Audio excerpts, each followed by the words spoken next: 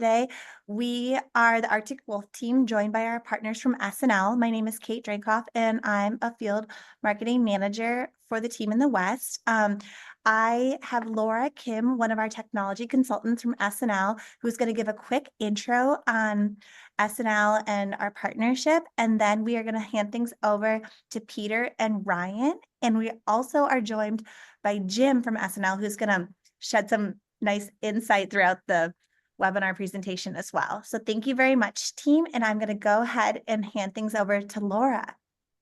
Good morning, everyone. First off, I apologize, couldn't get my camera to work, so sorry about that. But first, I would like to thank everyone for taking the time out of their busy schedules to join us. Hopefully, you will find today very informative. I am a technology consultant for SNL. I think some of you know who SNL is on this call, but for those who do not, let me do an introduction to who we are. We are a technology consulting firm based in Arcadia. We have been in business for over 27 years.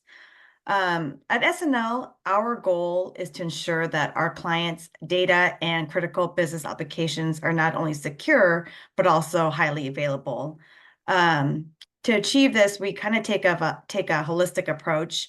And in saying that, we focus on three main areas, which is your Microsoft and network infrastructure, backup, disaster recovery, and then, of course, security. So it's kind of the three areas we play in. I will say what sets us apart from other consulting firms, hands down, is our engineering team. We have over 15 engineers who are all very highly skilled and knowledgeable and certified in our solutions. So that means that we are able to help with implementations, but also help with any post-implementation support as well. So again, that's kind of what our building block is on, is our engineering team. And you'll hear from the head of the engineering, Jim, here later today. Our goal truly is just to become a trusted partner with all of our clients. We really want to be there in the beginning stages of any planning you're doing, project planning, so that we can really be there to help give ideas, as we know that no two environments are the same. So we don't take a cookie cutter approach, but instead we provide customized solutions for you and your particular environment. So again, we want to be there from the beginning to just help, with the vision and plan it out with you guys. Along the way, our goal is to help minimize costs while building efficiencies for you. And throughout the process, you will see that there is continuous communication, both internally and with our clients. And that really streamlines the process and makes sure that everybody's on the same page. So in a nutshell, that's who SNL is. We work with many different partners, and one of our strongest partners is Arctic Wolf, who you will hear from today. In today's landscape, there are security threats everywhere. And so today you will learn about how Arctic Wolf can help further secure your environment and proactively protect yourself from any potential threats. In saying that, I'm going to introduce the presenters who are from Arctic Wolf and SNL, which is Peter and Ryan, and then Jim from the SNL side. So I don't know who wants to take over from here, but I hope you all enjoy today's webinar. Thank you so much. I think that's me, unless Ryan wanted to jump in, or Alex himself wanted to introduce themselves, but they'll have a chance to do that as we go along. So I think we'll just go ahead and get started. We want to respect your time and make sure that we stay in the time that we have and also get through all the material. So what we'll be presenting is a combination of two different things that Ryan presents and then I present a lot, and we've combined them together for a presentation that we hope is very relevant to what you're seeing in your organizations and solutions to those challenges that are coming up. The data that I'll be sharing comes from the Arctic Wolf Labs threat report from 2024. So this is recently published, and we'll get you a link to that towards the end so you can have access to the full report. But the data all comes from 2023. And what we're going to be looking at are some of the trends that we see, and hopefully point out some areas of action that you can take to help better yourselves. And then dig into a little bit deeper. We're going to look at a specific use case. Ryan will be walking us through a use case that'll help us visualize the impact that a serious breach can have. So one of the main things that we're seeing from an Arctic Wolf, from our incident response team is that the volume of threats are increasing, and so too are the mitigation. So, it's a good and bad. While things continue to get worse on one end, we have access to more and more mitigation capabilities that, if we leverage, can put us off in a better spot. So as I dig into the incident response and the investigations that we have seen as Arctic Wolf and incident response team, you can see that the majority of what we deal with is ransomware or data extortion. Now, I want to be clear on this data here. This isn't the global world of cybersecurity and all of the attacks. It is the world of attacks that Arctic Wolf's incident response team has seen. So what that means is that if there's an incident that requires an incident response team to come in, usually those bigger events, oftentimes insurance is involved, you've got attorneys involved, so they're a little bit bigger of an event, not just a small malware that someone in the organization clicked on and it's small impact, easy to mitigate, or at least the impact is fairly low. This is where things are getting out of hand and you need to call in some reinforcements. So in those situations, you can clearly see ransomware is a problem. And so too is business email compromise. One of the things that's interesting about business email compromise that we don't have time to get into today is it's also a huge problem financially. In fact, it's the second largest financial impact attack vector seen by the FBI, only outpaced by cryptocurrency scams. So while it's second on our list, the financial impact when our incident response team gets involved isn't as big as the ransomware impact. So ransomware comes in and does a lot of damage, essentially, is what we're saying here. How much damage? Well, as you can see, the ransomware groups are continuing to have a lot of success and being very financially viable. You see that the top two there, Black Cat and Lockbit, are repeat offenders. They are top offenders in 2022 and in 2023.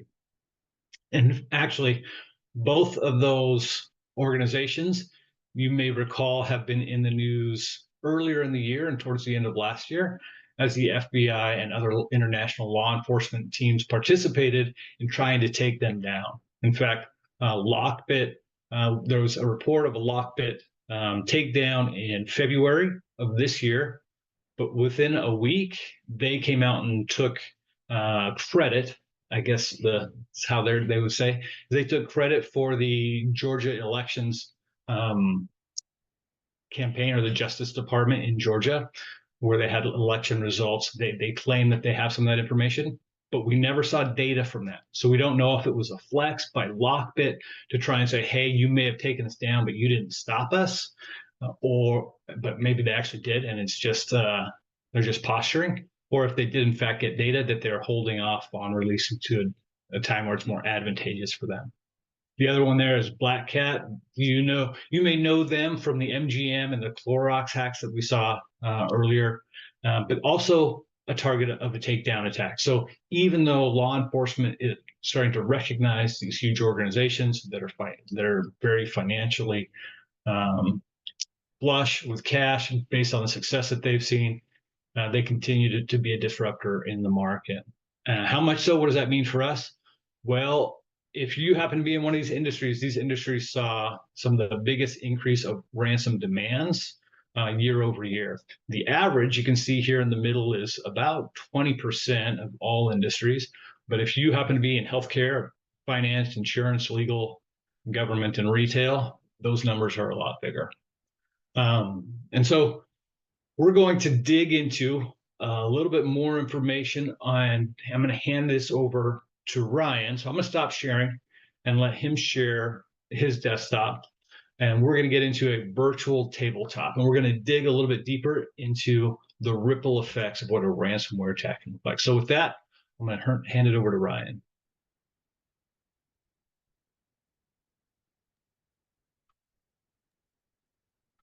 You are on mute, sir. There you go.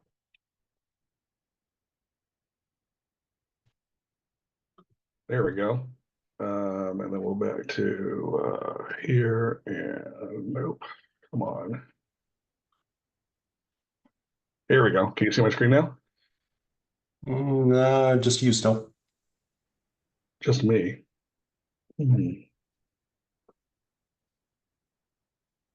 Okay, hold on.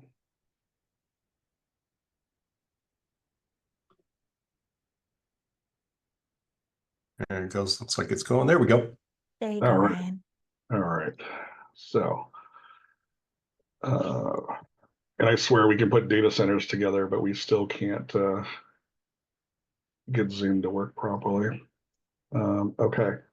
So, and Jim, you're on too, right? Yeah, I'm here. Can you hear me?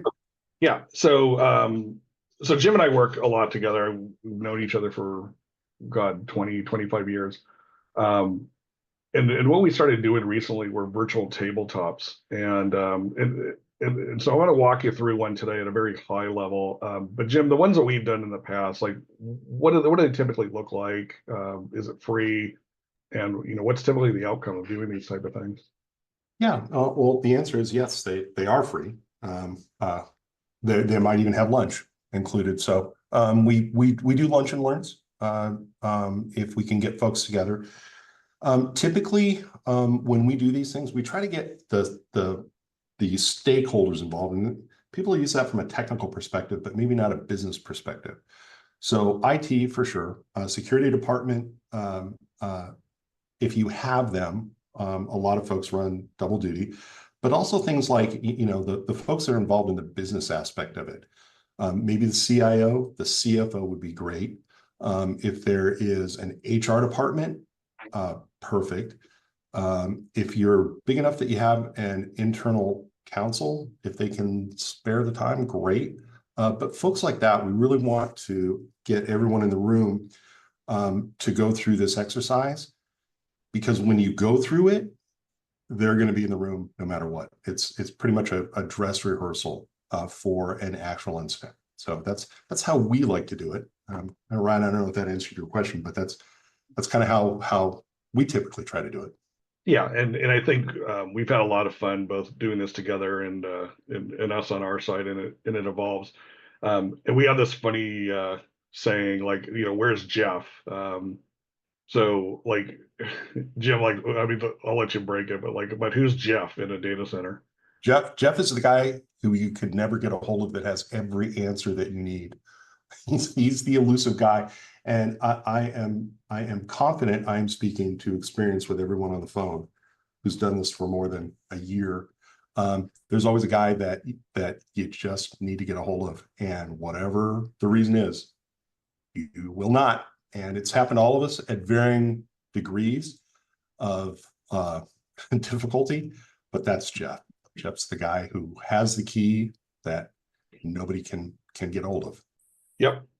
So we've worked with small data centers. We've worked with very large companies. For me, Jeff is the guy with the passwords, with the access. We were actually speaking yesterday about having multi-layered access instead of just one super user account for everything, having a tiered approach to credentials.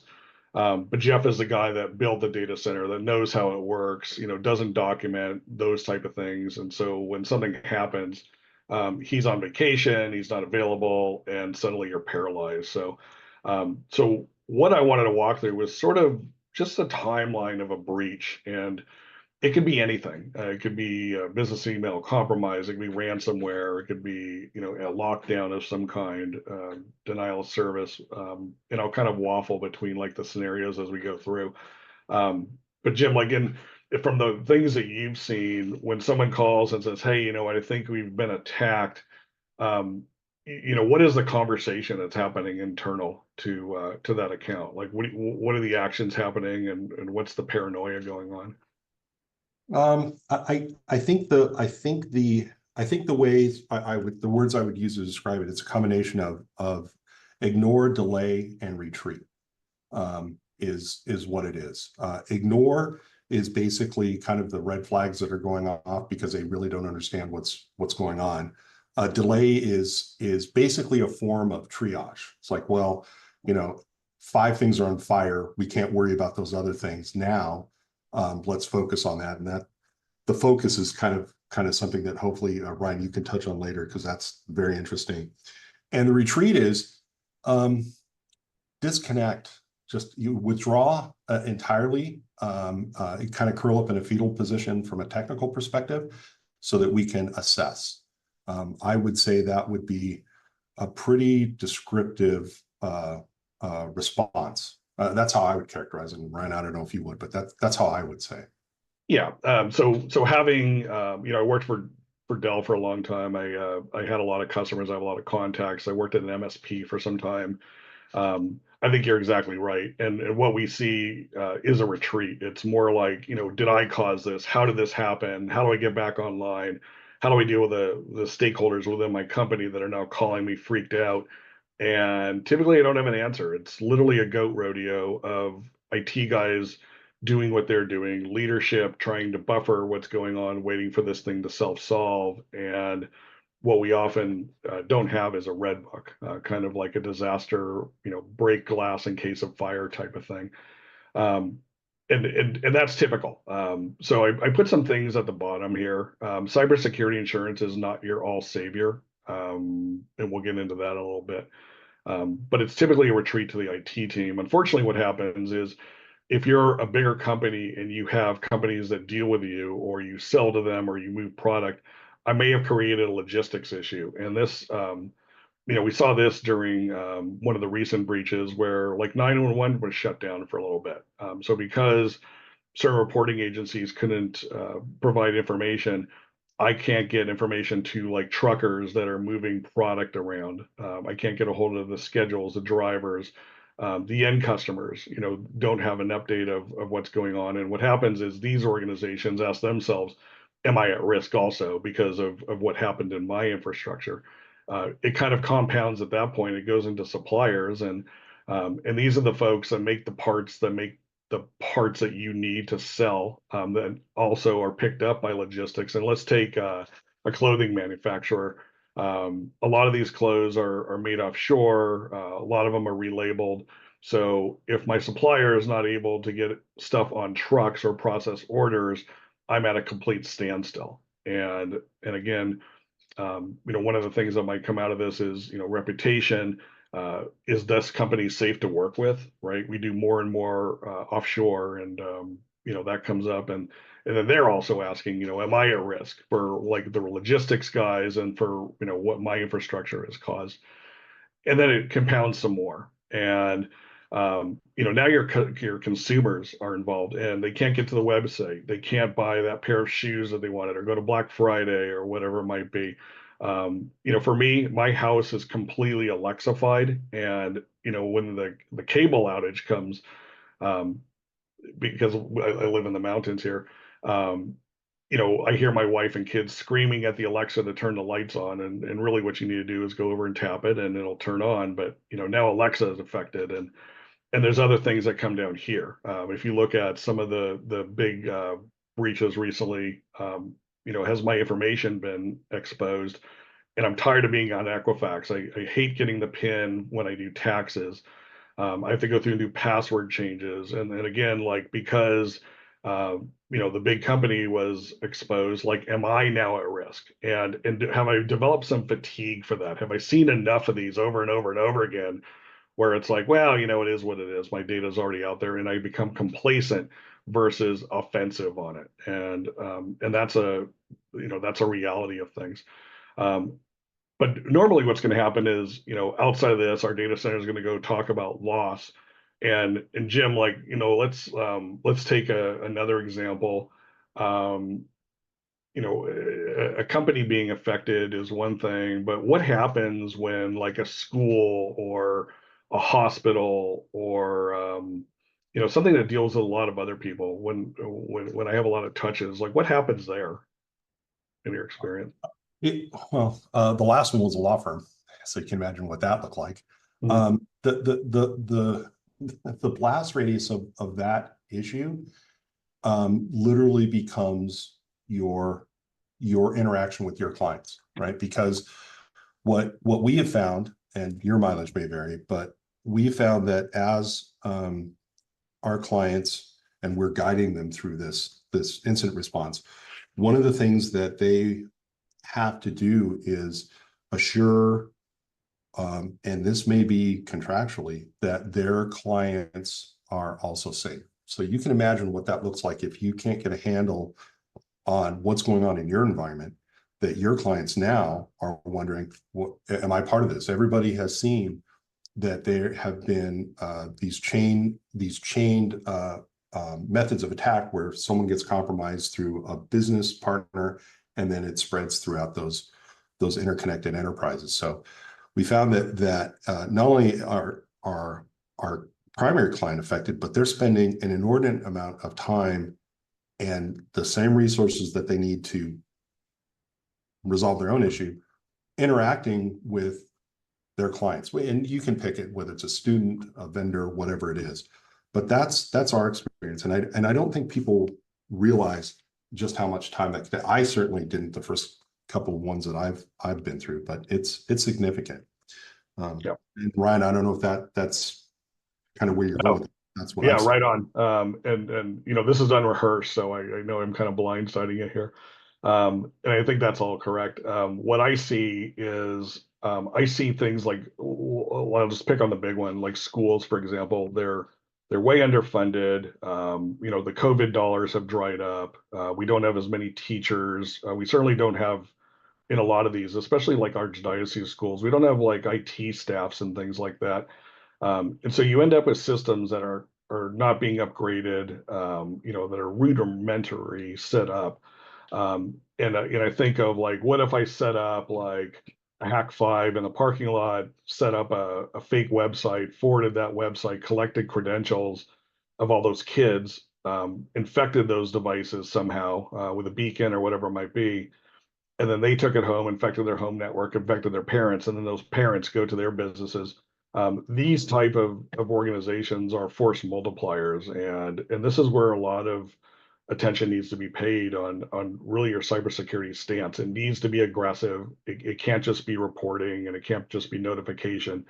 You've got to have people and time and depth and 24/7 and all these things that we talk about in our campaigns as part of your posture. And without that, these become like highly susceptible vectors. And you know, like our kids, they grew up with the internet.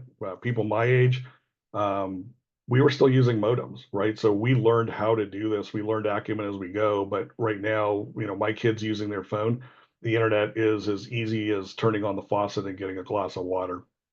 So we've got to change, you know, some personality and attention there. But back to the enterprise again, right? So, you know, I'm going to focus on myself, and I think about loss. And what we typically see is that there's customer information out there, there's employee information now. I can't tell you how many mailing lists I've suddenly ended up on by being breached, you know, or being associated with companies that have been breached, or even trade shows. These are things that take time. You got to speculate whether they're real or not. And at the end of the day, 99% of them to me are not. People don't need to, they know how to get a hold of me if they need to. But most importantly, like I've got financial information, not only for myself and my customers. I've got business secrets. These are the trade secrets that make my business unique. And then eventually, I have loss of talent. And what will happen is those undermanned data center folks that have been charged with keeping you secure, you know, they might get fired. They might attrit, and they might just say, "Hey, I'm done with this. This is not worth, you know, the low pay that I make." They never get trained enough. There's just not enough hours in the day to train on every single piece of appliance that you have to protect yourselves. So you know, they're acting at a deficit of knowledge. There's the blame game and the finger pointing, and you know, I asked for this and the budget wasn't available, and you know, then you bought something else, and all of that happens. And then there's just fatigue, and that's one of the things that we try to mitigate. You know, and as well as Jim, is like, who is going to do the work and who's going to do it fresh versus like working 10 to 12-hour shifts. You're getting physically tired. You're seeing the same MFA attacks over and over and over, and you decide to turn it off. And then you've opened yourself up again, which is, you know, some alert blindness. So we see a lot of that. So one of the things that we talk about is, you know, who are the stakeholders in your organization? I got this acronym from from another partner actually. But it's important to have a group of people that that are influential in the company, that are stakeholders, that know all the pieces and parts, and typically that's IT, right? That's the director of IT, the VP, some of the engineers, maybe that's the AWS guy or the network guy. But like cyber risk is not an IT issue. It really is a business issue. So Jim, I know you like done a lot of these and you act in this capacity sometimes. Like who are the people that are typically in this organization, and what does it look like, and what's the value, and and how does that play into like the tabletop that we do? Yeah, it's a good question. So typically, the information security steering committees or steering committees, we typically see that in the legal sector. So that would be the senior partners, IT, their external counsel. For other folks, it would be the C-level exec. So the folks that are capable of making decisions on behalf of the business, right? So the guys who can sign off on things like that, because you're going to be making decisions based on not only the information security, but as a business as a whole. What's the risk you're willing to assume versus the expenditure for IT, right? So we find that the steering committees are typically made up of the business and the technical stakeholders of the company, and anybody who can provide an input as to informed risk, right? Because that's really what it's talking about. You want the inputs for, here's everything that can hurt me, and here's what I'm willing to spend, and here's what I'm willing to basically take the risk on and hope that it doesn't happen because it's just too expensive to do something else about it. But those are known up front, right? So that's our experience when we're seeing a good composition of a steering committee for information security, right? Right. So let's externalize it a little bit. Why would I include marketing? Why HR? Like, why does a sales team need to know that, I don't have services? Like, can't they just wait it out? Like we typically say, hey, we get an email and we'll be back up as soon as we can. But what else is going on behind the scenes? And you're not making money. That's the primary thing. You're not making money, right? So you're going to have to, the people who are interacting with your clients and closest to your revenue stream, they have to understand. You're either dealing with an issue where you look to be unresponsive, right, or incapable. So the folks that are clearest or closest to those interactions are the folks you need to keep informed, right? So that's where the sales folks come in. HR comes in because your own employees may have been part of the information breach. They've got access to all of your systems, likely your HR systems. So now your payroll is compromised. Your employees' personal information is released. So not only are you dealing with whatever your client secure and safeguarded information in your custody that may have been exfiltrated, you've got your own internal data, right? So they need to be in on this as well. So again, this is just, they're all going to be in the room if there is a breach, I guarantee it. So when you're doing the planning for it, put them in the room. That's the whole point, right, of getting them in the room ahead of time, right? We're preparing for that. That's what I would recommend, and that's what we recommend to our clients. That's why we do these tabletop reads, because that's what it does. It forces everyone to get in the room and talk about it at least once, even if it's just a scripted interaction, right? So right, that's my input. 100%. So it's interesting working for Arctic Wolf. We typically, we engage, we get in a knife fight with the typical competition, and talk about our pros and cons, and see if we're a good fit.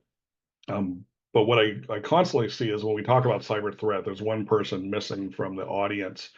And when you meet with these folks, the conversation is different. It's not about like NIST or any CSSC or any of these these protocols that are out there.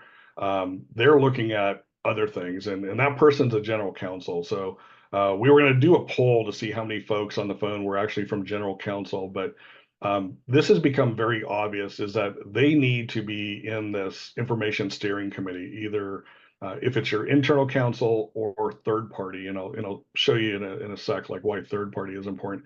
But it's super important that there's a relationship between the general counsel and IT, because the general counsel is in charge of the outward face of the company with regard to litigation and being sued and a lot of other compliance issues. IT is typically the executor of that. And what I see very often is that they just don't talk.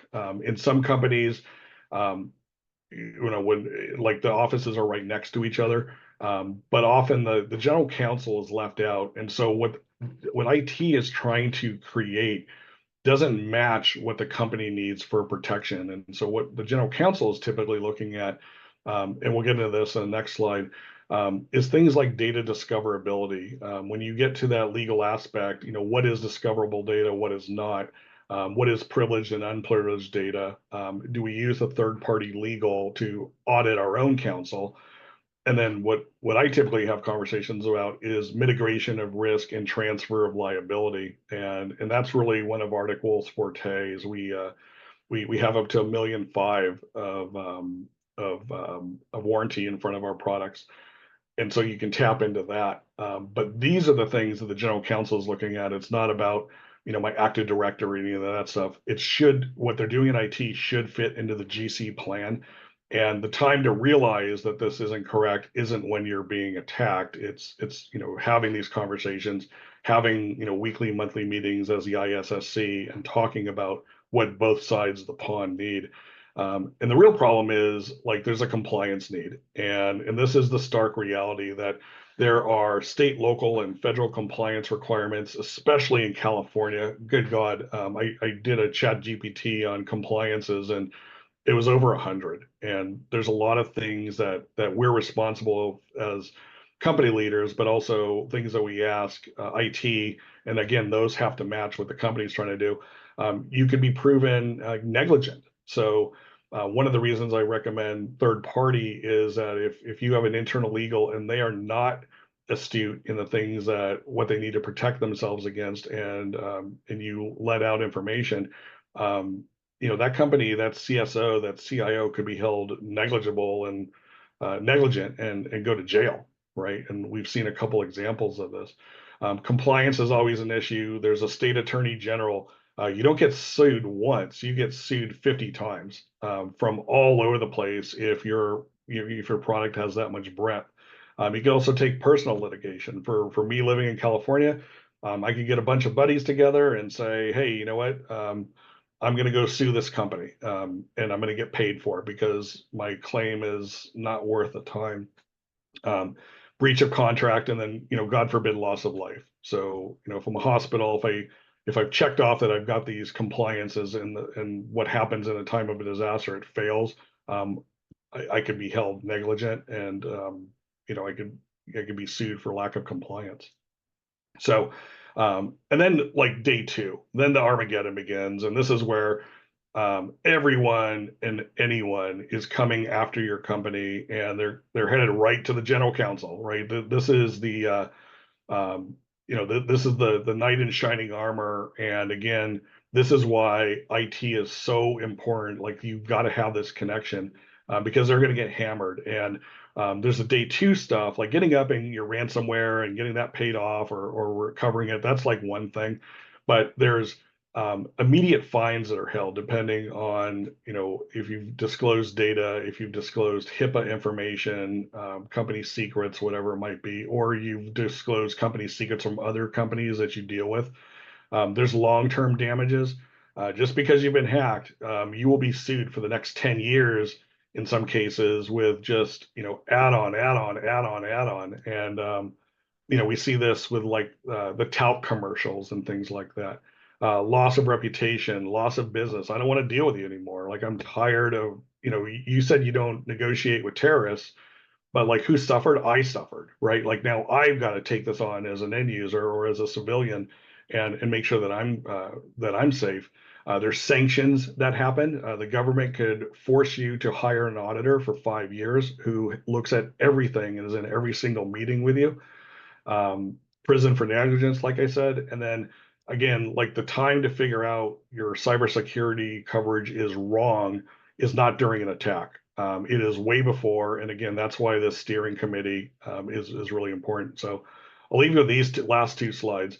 The Luke Skywalker guy here, this is you, and Yoda is your general counsel. They've got all the answers, right? They just don't have, they don't have hands on keyboard, and they're more paper driven. But these two guys should be working together. There's something called privileged and non-privileged information. These are trade secrets. When you go to court, only a judge can order that privileged information is admissible in court. This is something that your general counsel will help you steer into what type of information is here.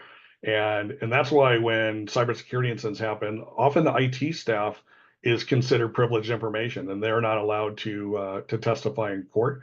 The other is they can look at the gap that's not under privilege, what's protected information, what's not protected, and they can denote information in your company as privileged under the direction of counsel. And these are all conversations that they're very fluent in. Also, confidential information isn't like having this little thing down here where it's this classification. It has to be secure. It has to have real rights against it. It can only be accessible by certain people. And so just because you say it's confidential, unless it goes through general counsel, it's really not. So all those solutions that we have for DLP, whatever it might be, it has to bubble up to legal counsel. And couple of just little tips, and I've got these from the GCs that I've worked with. Don't use the broker's attorney, get your own. Like, they are not in your best interest. They're trying to make sure that they're not paying out. They're trying to get the most dollars, and they'll give you the broadest the broadest cybersecurity policy, but with no specifics.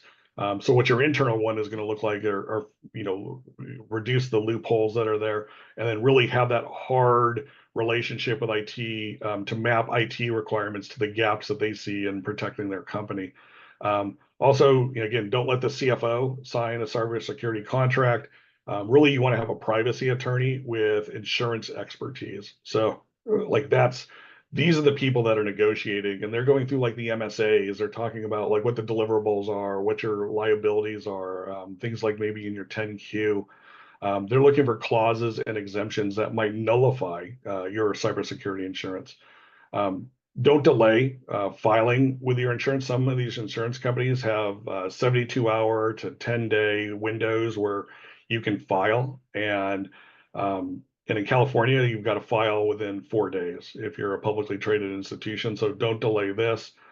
And then lastly, don't let cybersecurity single-handedly choose the remediation firm.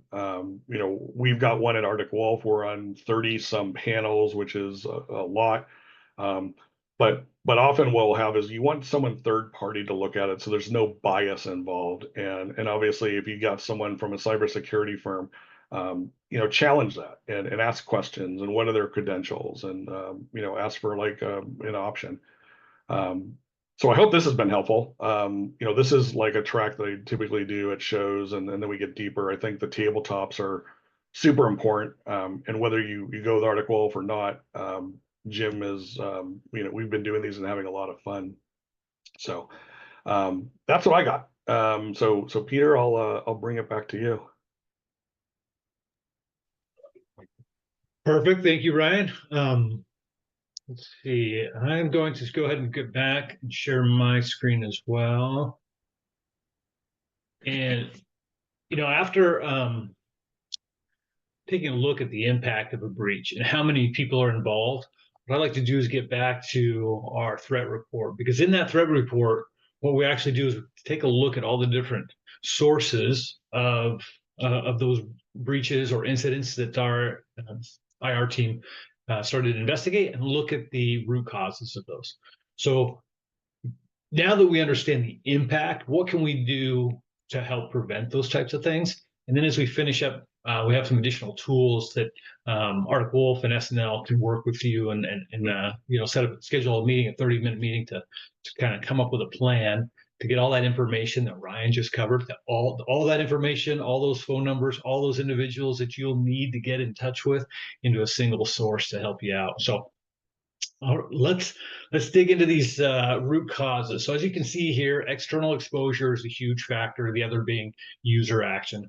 I don't think there's a lot of surprise there. If we dig a little bit deeper into external exposure, for example, we're looking at things like known vulnerabilities, external remote access, such as VPN, RDP, and those types of things. What's interesting here is that one of the things that we spend a lot of time in cybersecurity being very worried about are those zero-day exploits, right? What are the things that we don't know about that could potentially come and hammer us? There's almost no tools that we have in our toolbox for a zero-day. Well, luckily, they've only made up 3.4% of the BEC related attacks. So that means 96.6% of all attacks are preventable in some way. Now, that's kind of a panacea, right? You get to 96.6, we'd all be happy there, but some of the circumstances that Ryan mentioned with maintaining good health, it's like it's hard to find, and we can't get enough training, and those guys are turning over faster than we can get them up to speed. And so it's a nice number to try and shoot for, but it's a challenge to get there. But let's take a look at some of the things that we can do here. So external remote access, what makes up of that? Known vulnerabilities, and things like remote access. So the external exposure piece is made up the external remote access and then known vulnerabilities. So a lot of those things that we can actually we have control over. For example, a good patching program can be very helpful. Misconfiguration, maybe slow down a little bit, have policies in place to go through when we're making those configuration type things.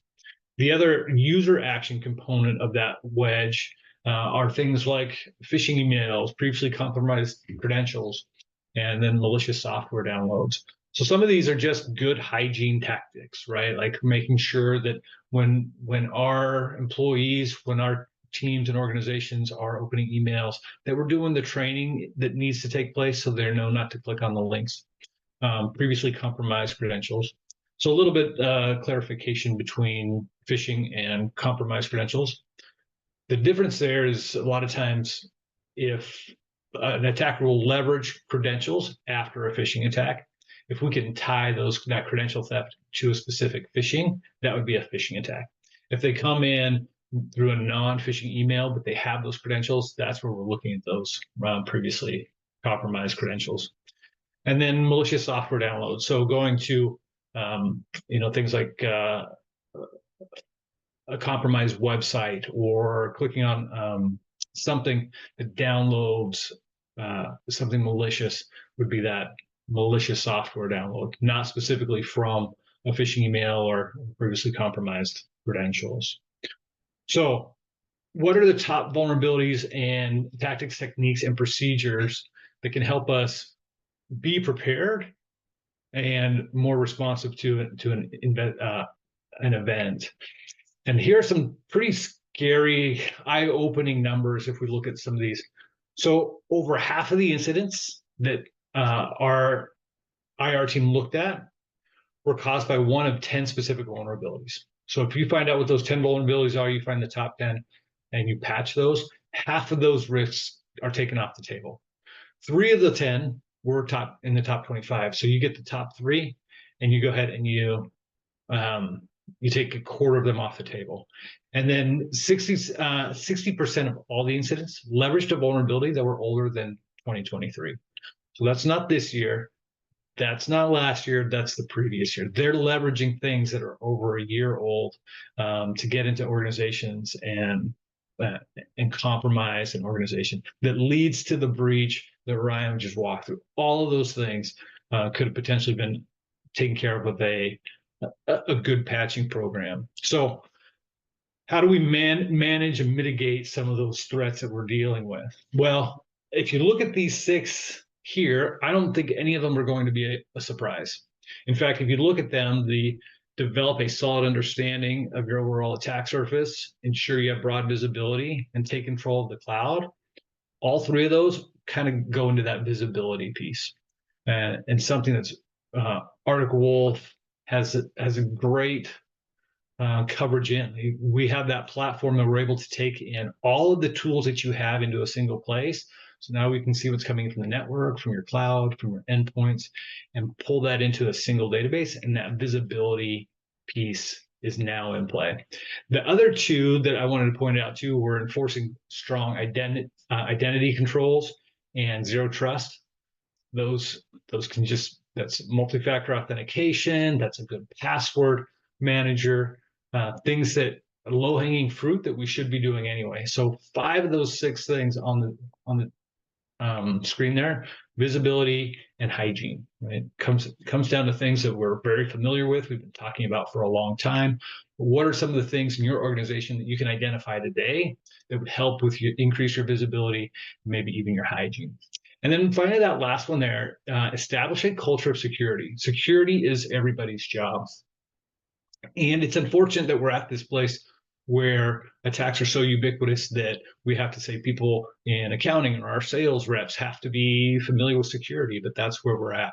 And so having a good training program in place where we start to identify what does it look like, what does a phishing email look like, or what does it sound like, or what does it feel like for a social engineer attack?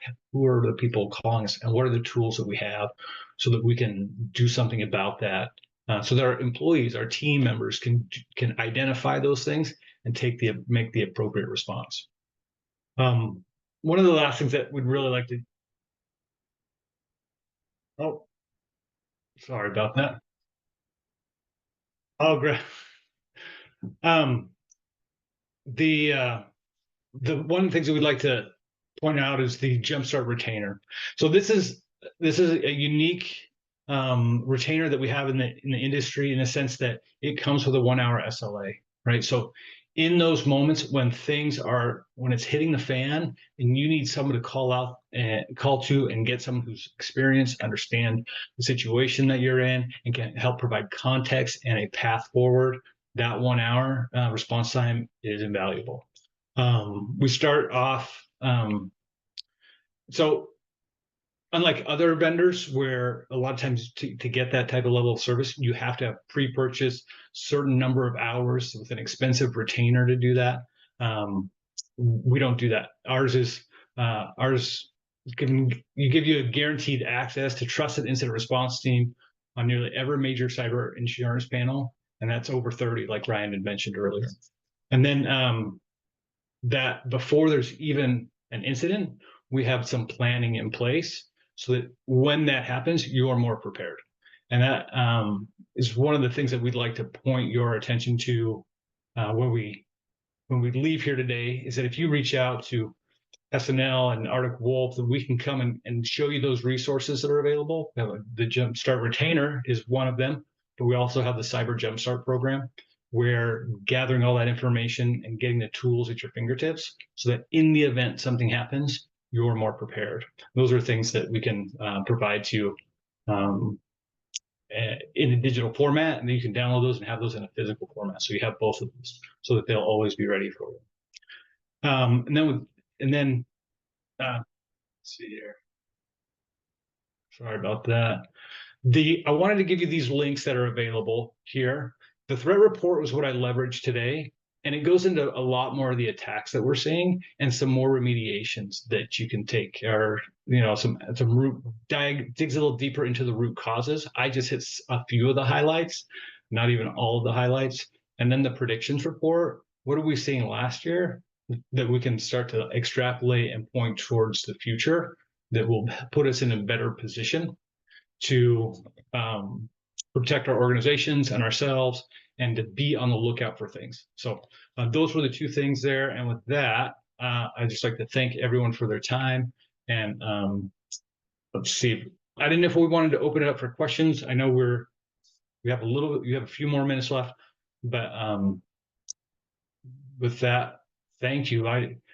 Kate or Alex or Ryan, was there anything else that you wanted to close with before we let everyone get back to their day jobs? No, honestly, I appreciate everyone jumping on. I think, from behalf of the Arctic Wolf team, thank you for taking the time. I know, an hour out of the day is a lot to go through some of these things, but hopefully you guys, whoever jumped on found a lot of value. One of the things I do want to say is that if you're interested in sitting down with, the SNL team, with Jim and with Laura, and having a conversation with Arctic Wolf, feel free to reach out to them. We are running a great incentive right now with everyone who did jump on getting that gift card. So we want to make sure that you guys do get that. So reach out to the SNL team on behalf of that. We'll make sure that we get that routed the right way. And then, like Peter mentioned, we have some, great, promotions as well with our instant response jumpstart retainer, as well as with our cyber resiliency assessment. So I think otherwise, appreciate everyone's time today. And if there's any other questions, I think we can jump here. Thank you guys, much Perfect. appreciated. And we'll make sure to follow up with any other questions that are coming in. Otherwise, again, thank you for your time joining. And that was a great content overview by both the SNL and Arctic Wolf teams. So thank you very much and have a great rest of your day, everybody.